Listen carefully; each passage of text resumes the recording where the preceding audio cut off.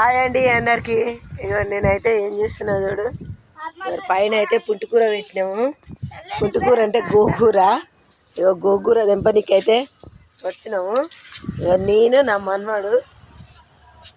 మనవాడు నేనైతే పొద్దుగాల లేవగానే పైకి వచ్చేసినాము.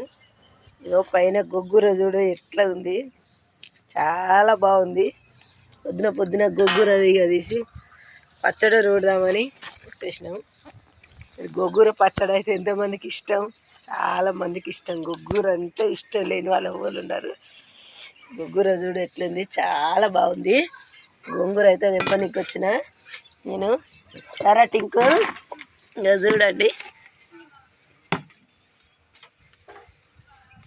గొగ్గుర పచ్చడి చేయాలి, చాలా బాగుంటుంది.